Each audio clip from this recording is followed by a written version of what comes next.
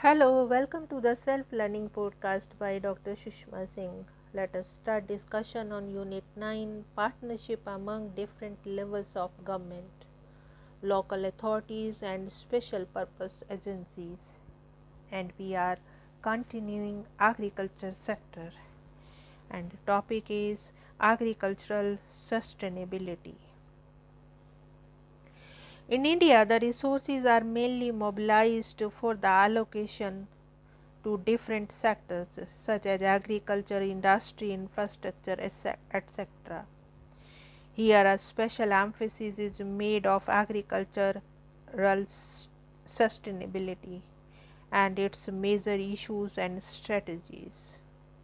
For example, in agricultural sector, sustainability depends on one or more of the following factors: whether or not agricultural production and income are maintained, whether agricultural security and potential of agriculture to produce is being sustained, whether rural communities are able to sustain community, that is satisfactory social bonds and relationships.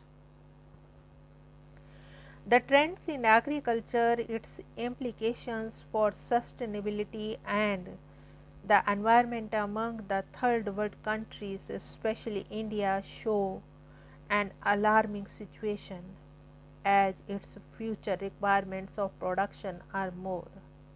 Hence, indicators of ecologically sustainable development have a number of uses.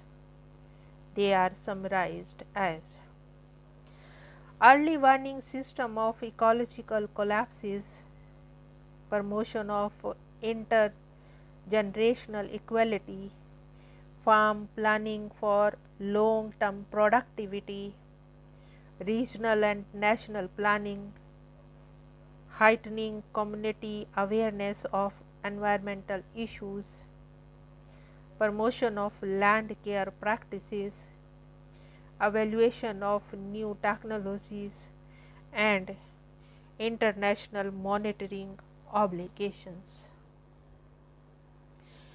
There are a number of shortcomings or pitfalls in using indicators of sustainable development, especially sustainability of agricultural development. The rapid growth of the agricultural productivity with the past trends does not simply mean such growth will be sustained. Agricultural crop yield in China are much higher than in India. It does not mean that India can obtain the same level of yield as, for instance, the natural cropland in India may differ from that of in China. China can sustain such high yields per hectare may also not be certain. Natural resources accounting or green accounting is necessary to evaluate national production. Standard national accounting techniques often overvalue national production. Traditional economic accounting methods do not take account of the value of goods and services freely provided by the natural environment. When such goods and services are lost, no deduction is made for this loss. If they are converted into private property and sold through market, economic gains are recorded, whereas the opposite may in fact be the case. Aggregate figures for economic benefit may fail to account fully for environmental spillovers or externalities from agricultural development. When sectoral or aggregate economic figures and environmental indicators are used, these may gloss over important regional, local, and micro differences as far as sustainability is concerned.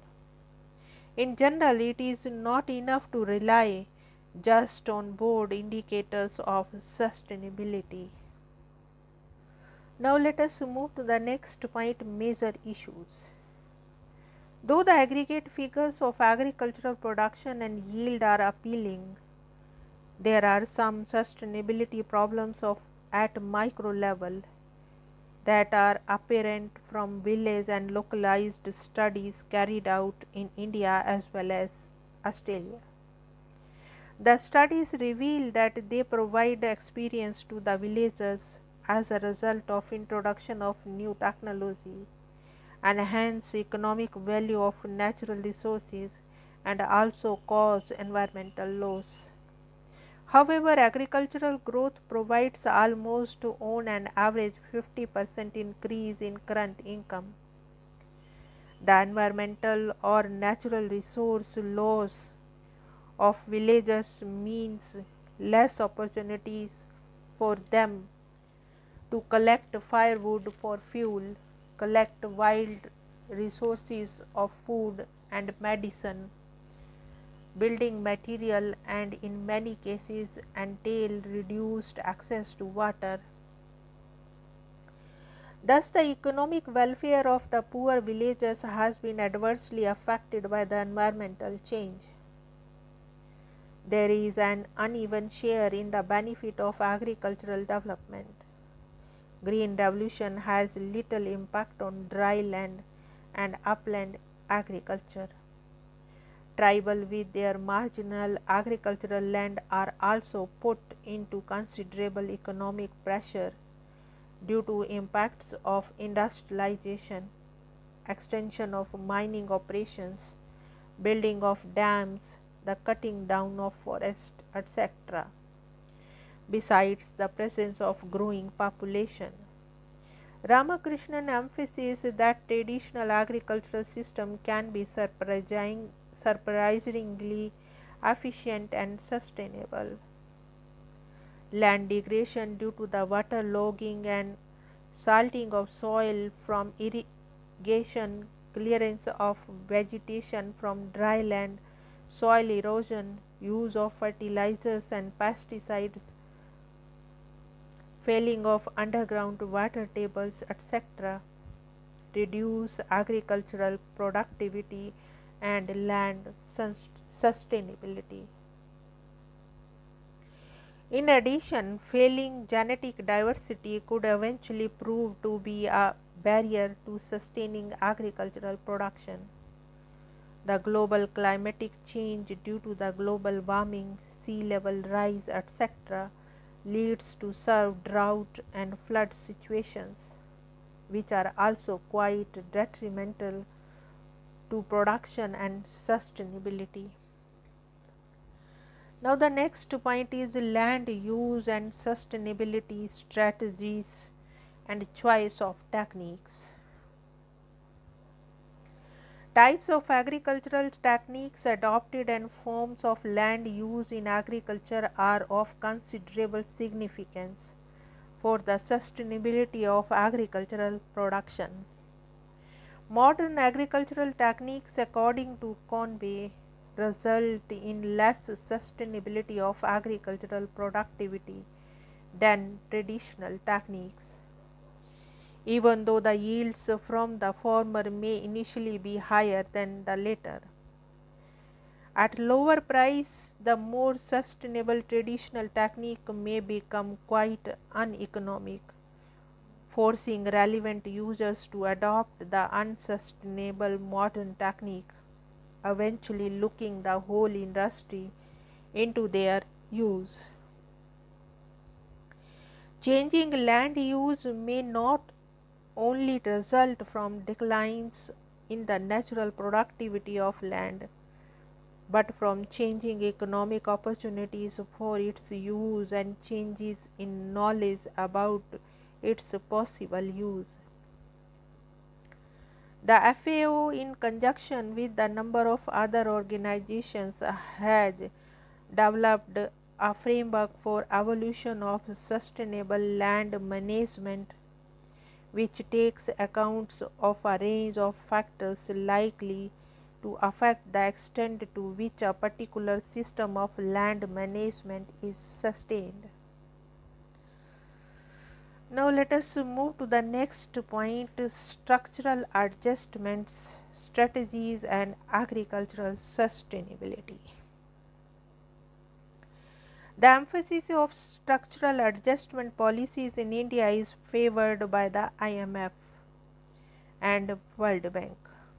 This is in conformity with the greater use of free markets and creation of a clean and efficient public sector. Studies reveal that greater use of markets reduced conservation of natural resources and endangers sustainable development. The fact is that in some cases, the freeing up of markets assists natural conservation and sustainable development, and in other cases it does not and may be damaging.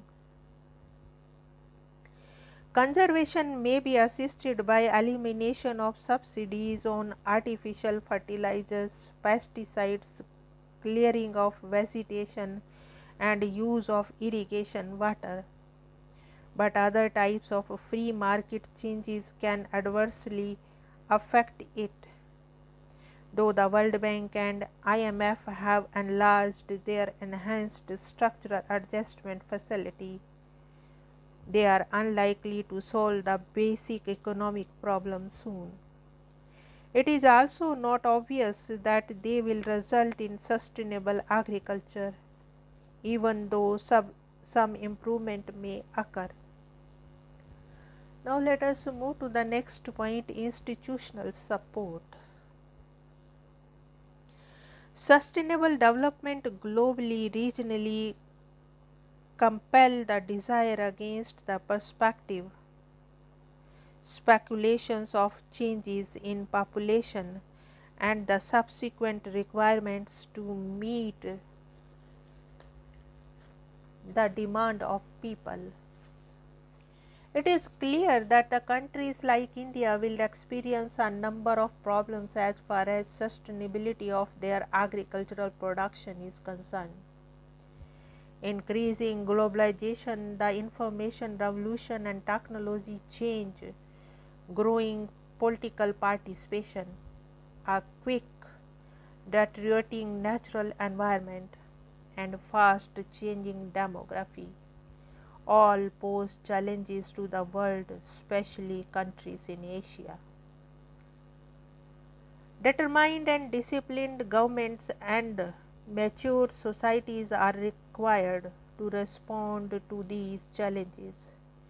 People today are heavily dependent on agriculture for their food requirements. By 2050, the population of India is expected to stabilize at 1500 to 1800 million and would require about 450 million tons of food grain annually at the present level of consumption. Consumption levels are further bound to go up as economy develops. The present productivity of irrigated land is about 2.5 tag hectare average and less than 0.5 tag hectare from rain-fed lands. Assuming that these levels can go up to 3.5 hectare and 1 hectare respectively by 2050 by creating of an irrigation potential of at least 130 million hectare for food crops alone and 160 million hectare for all crops to meet the demands of the country by 2050. Rapid and sustainable agricultural growth is one of the basic thrust of growth strategy in 10th plan in India. The success of agricultural development and sustainability ultimately depends on an ideal coordination of all inputs and disciplined institutional support. Now let us wind up the session and take rest. Thank you very much for engaging yourself with the Self Learning podcast.